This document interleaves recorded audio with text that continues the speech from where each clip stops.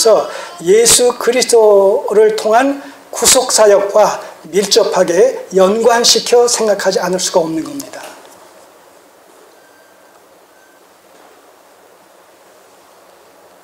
이해하시겠죠? 네. 물론 우리가 그 기물들 하나하나를 생각할 때 큰 것에서부터 작은 것에 이르기까지 의미를 부여한다면 다 부여할 수가 있겠죠. 그러나 너무 그렇게 세밀한 데까지 의미를 부여하다 보면 자칫 신학적으로 이렇게 표현하는데 알레고리적 해석이 될 수가 있다는 얘기예요. 이 알레고리적 해석이라는 것은 풍유적 해석, 우화적 해석, 그렇게 우리말로 설명이 되어지는데 A를 설명할 때 그와 유사한 B라는 어떤 이미지를 갖다가 사용해서 A를 설명하는 하나의 수사법이다. 이렇게 이제 설명이 되어 있습니다. 어느 남자를 얘기할 때 사자 같다. 그 남자는 사자 같아. 그렇게 얘기를 하죠. 그런 표현이 있단 말입니다. 그건 이제 직유법인데, 그럼 사자 같다라면 그 남자가 이퀄 사자라는 거예요? 아니죠. 뭐예요? 사자의 용맹성, 용감성, 담대함, 어떤 이런 그 사자의 특성을 사자 같다라는 표현을 통해서 그 사람의 그 용감함, 담대함, 어떤 의리가 있는 이런 것들을 우리가 설명을 한다는 것이죠. 우리가 성경 속에서 때로는 우리가 이 알레고리적인 해석을 할 수가 있어요. 오늘 이런 그 어떤 분명하게 성전 제사와 관련되어진 이런 기물들 중에서 두드러지게 나타나는 이런 기물들과 예수 그리스도의 구속과 이렇게 우리가 연계시켜서 알레고리적으로 긍정적인 입장으로 해석할 수가 있습니다. 근데 이것이 너무나 비약되어지게 되면 완전히 자의적 해석이, 영적인 해석이라는 전제 속에서 자의적인 해석이 될 수 있는 위험성이 항상 있는 거죠. 소위 그 워치만 리라는 사람의 계통 속에 속해 있는 그런 집회소라고 이름 짓는 그런 그 교회가 그런 그 알레고리적인 이런 해석을 참 많이 하죠. 예를 들어 선한 사마리아인, 우리 이웃이 누구냐, 참된 이웃과 얘기했을 때 참된 이웃이 누구냐고 이렇게 질문했을 때 주님께서 선한 사마리아 사람의 비유를 드시지 않습니까? 예. 어떤 사람이 여리고로 넘어가다가 강도를 만났어요. 거의 죽을 지경에 처했어요. 다 빼앗기고 목숨이 위태로워요. 그럴 때 대제사장도 지나가고 레위인도 지나가고 이 사람 저 사람 다 지나가는데 이스라엘 사람들은 다 어쨌든 간에 그냥 지나가는 거예요. 그런데 이방인 사마리아인이 그 사람을 들쳐매고 응급조치를 취하면서 그 다음에 그 고개를 넘어가서 주막집에다가 맡겨놓고 그 주인한테 다 치료를 좀 부탁을 하면서 부족한 것이 있으면 내가 돌아올 때에 다시 다 갚아줄 테니까, 변상을 할 테니까 이 사람을 잘 돌봐달라고 그렇게 얘기했다는 거 아닙니까? 그랬을 때 그 다 지나간 사람들은, 그런 이스라엘 사람들이요, 유대인들이요, 이 사마리아인은 누구예요? 이게 바로 예수님이라는 거예요. 그 강도 만난 사람은 누구예요? 바로 죄인된 우리를 얘기한다는 거예요. 그 주막은 어디예요? 교회라는 거예요. 교회에다가 그 사람 맡겨놓고 내가 갔다가 부족한 거 있으면 다시 올 때 내가 갚아주겠다라고 했을 때, 다시 올 때는 뭐예요? 재림이라는 거예요. 여러분, 이렇게 해석을 하기 시작하면 그야말로 아이들 말로 뿅 가죠.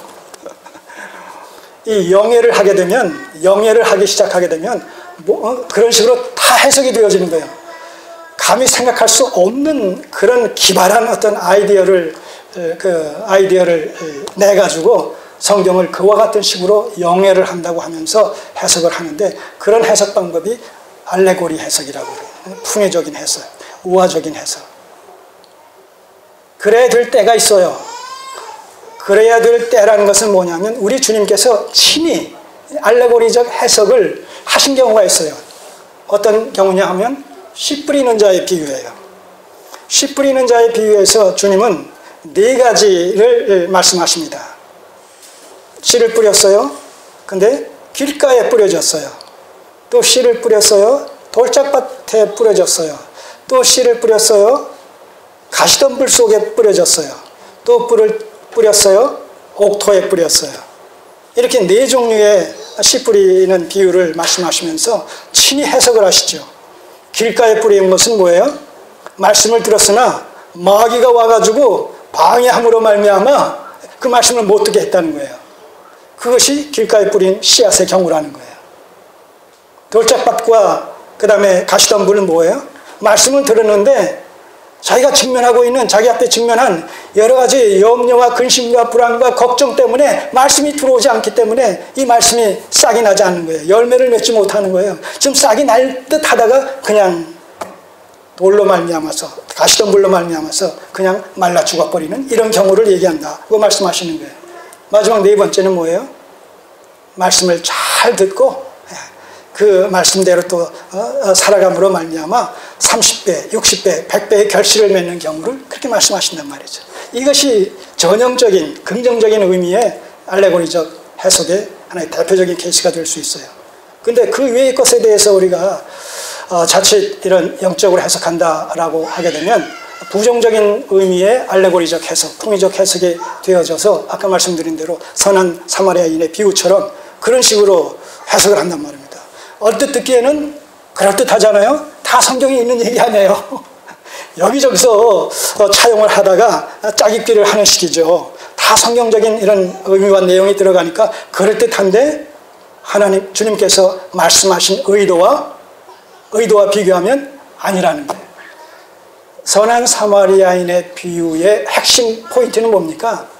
내 이웃이 누구냐 이거예요. 내 이웃이 누구냐. 그럴 때 선한 사마리아인을 통해서 주님께서 답변하시는 내용은 뭡니까? 너를 필요로 하는 자가 이웃이라는 거예요. 내 도움을 필요로 하는 자가 내 이웃이라는 거예요. 그가 누구든지 간에 이것이 선한 사마리아인의 비유를 들어 우리의 진정한 이웃이 누구냐라는 이 주제를 설명하시는 주님의 의도란 말입니다. 그러니까 비유에는 그 비유가 담고 있는 본래적인 의미 이외의 것을 해석하려고 확대를 시키다 보면 그것은 자의적인 해석이 돼버리고 그 알레고리적인 해석이 돼버린다는 거예요. 참 조심해야 돼요. 우리가 이런 디테일한 것을 이해하지 못할 때 저도 한때 과거에 그랬었어요. 그 사람들의 이런 그 워치만 리의 이런 책을 읽으면요 심취될 수밖에 없어요. 아니 우리나라 사람들이 아마 그 양반의 책을 읽어보지 않은 사람들이 별로 없지 않을 것 같아요. 좀 성경을 깊이 있게 공부한다라고 하는 사람은 근데 다 거의 8, 90%가 그런 그 알레고리 해석을 한단 말이죠.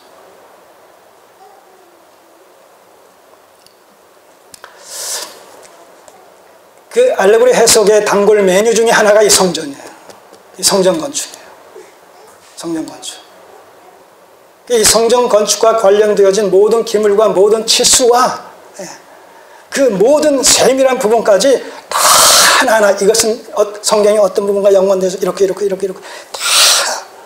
일목요연하게 그렇게 해서 한동안 이 성막을 주제로 한 세미나가 수백 회까지 진행되면서 얼마나 그 인기를 끌었습니까? 요즘은 잠잠한데 요즘도 그러는지 모르겠어요.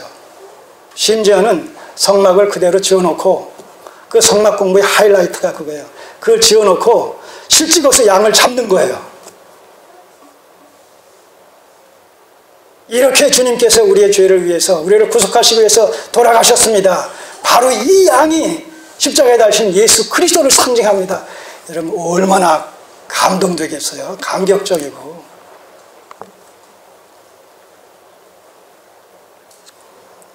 긍정적인 측면도 있지만 그러므로 말미암아 또 부정적인 그런 그 영향도 있다는 사실을 염두에 둘 필요가 있죠. 그렇게 우리가 그 성경을 알레고리화시켜서 해석하게 될 때 필요 이상 본의를 벗어남으로 말미암아 왜곡된 해석을 할 수가 있다는 거예요. 왜곡된 신앙관을 가질 수가 있다는 것이죠. 어쨌든 분명한 것은 우리가 성경에 담긴 하나님의 본의를 100% 알 수 없잖아요. 우리의 한계와 우리의 제약으로 말미암아.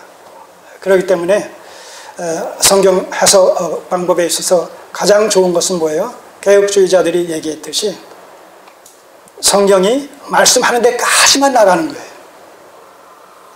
그 이상 유추 해석을 하려고 하다 보면 10중 8구 자의적인 해석으로 빠질 수 있는 위험성이 있다는 것이죠. 먼저 높아심에서 이 솔로몬 건축의 여러 가지 기물들을 우리가 이제 살펴보고자 하는 이런 그 마당에서 그런 부정적인 해석을 할 수 있는 알레고리적 해석의 위험성에 대해서 먼저 말씀을 드리면서 우리가 조심스럽게 접근을 해보시자고요. 자, 1절에서 10절까지의 내용은 크게 우리가 두 부분으로 나눌 수 있는데 주제별로 뭐냐 하면 성전 마당. 여러분, 성전은 성막도 마찬가지지만 크게 셋으로 구분되죠. 그 영역이 셋으로 영역이 구분됩니다. 첫 번째 뭐예요? 성전 마당이 있어요. 성전 마당. 그 다음에 성소가 있는데, 건물로서의 성소가 있는데, 그 성소는 뭐예요? 앞에 성소와 뒤에 지성소로 구분이 되죠. 그래서 역대서에서는 이 앞에 성소, 앞에 부분 성소를 외소 내지는 내전이라고 불러요. 외소, 그쪽에 있다. 그리고 지성소를 내소로 이렇게 표기를 합니다. 성막과 연관시키면 앞에 부분이 성소고 뒤에 부분이 지성소죠. 지성소에는 일단 우리가 지난번에 살펴봤듯이 지성소 안에는 뭐가 있어요? 언약궤가 있죠. 언약궤가 있고 그 언약궤 위에 두 천사가 날개를 핀 두 천사 그룹이라고 일컫는 두 천사가 그 언약궤 위에 이렇게 조각되어 있다는 사실을 살펴봤습니다. 자, 오늘 이 4장 1절에서 10절은 이렇게 성소나 성막이 세 등분의 영역으로 되어 있는데 1절에서 그 6절까지는 1절에서 6절까지는 이 성전 뜰 마당에 있는 기물을 여기서 설명하고 있어요. 그 중에서 특별히 저는 가장 중요한 세 가지를 들어서 말씀을 드리겠습니다. 이 성전 뜰의 세 가지 중요한 기물은 성전 문을 들어가게 되면 맨 처음 나오는 것이 번제단이에요. 여기서는 놋단으로 되어 있는데 놋단. 1절 보시면 솔로몬이 또 놋으로 단을 만들었으니 그랬죠. 이 놋단, 이것이 뭐예요? 번제단이에요. 번제단. 여기서 짐승을 잡고 짐승을 태워서 그 향을 그 하늘로 하나님께로 이렇게 올려보내는 이런 그 희생 제물을 잡아서 제사를 드리는 번제 제사를 드리는 그 놋단이 바로 이 번제단이에요.